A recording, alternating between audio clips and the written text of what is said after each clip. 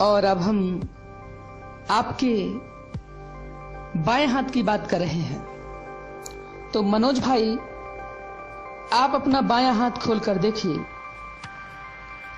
सबसे पहले मस्तिष्क रेखा, जीवन रेखा और भाग्य रेखा से मिलकर एक बहुत ही सुंदर, स्पष्ट और एक गोलाई लिए हुए त्रिभुज का निशान अर्थात ट्राइएंगल का निशान बन रहा है। और एक ट्राइएंगल बता रहा है कि आपकी जब उम्र 25 साल से 35 साल तक रही, उस उम्र में विशेषकर आपके जीवन में अत्यधिक धन, विशाल मात्रा में कारोबार, व्यापार बहुत अच्छी तरह से फला फूला। और हाँ, इतना ही नहीं, एक ये संकेत भी है जैसे कोई व्यक्ति अगर 20 साल अच्छी तरह से मेहनत कर लेता है और पढ़ाई लिखाई भी करता है और अचानक उसे सरकारी जॉब प्राप्त हो जाती है, तो वो सरकारी जॉब एक दिन के लिए नहीं होती, पूरे जीवन भर के लिए हो जाती है। बात अलग है। कुछ लोग उल्टे सीधे कर्म कर बैठते हैं, उल्टे सीधे कारनामे कर देते हैं, जिसके कारण उन्हें नौकरी से टर्मिनेट कर दिया जाता है।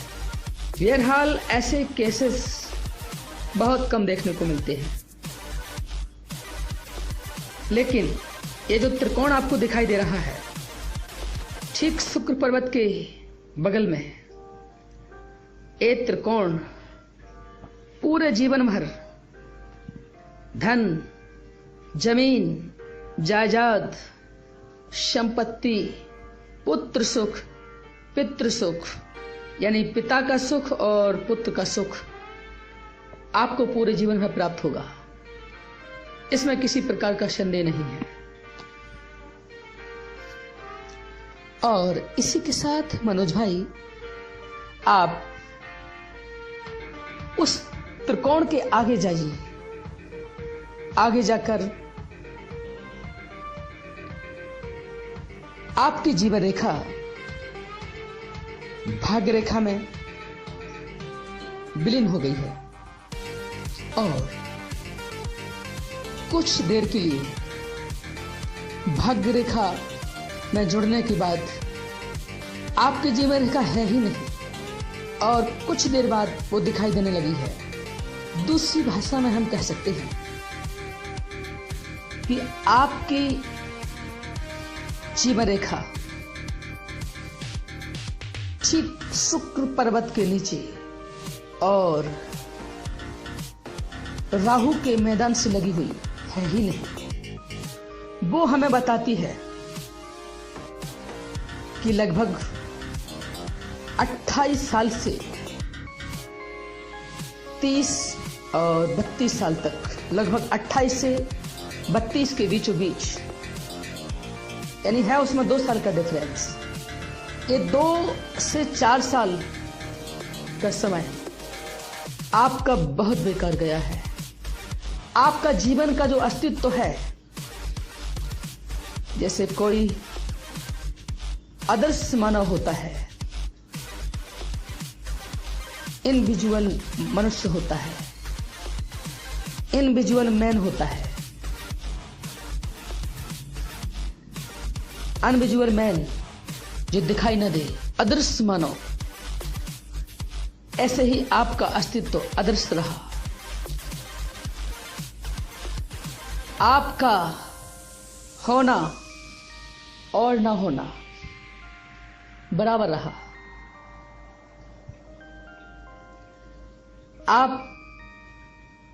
का धन, आपका भाग्य उस समय पूरी तरह से धोखा दे गया। आपने जिस काम में हाथ डाला वो काम फेल हुआ। यहां तक कि आपके हाथ में, आपकी जेब में, आपके घर में जो पैसा है वो मिटा, बर्बादी के लक्षण रहे। किस्मत ने साथ तो दिया किंतु आपके वर्तमान ने साथ नहीं दिया।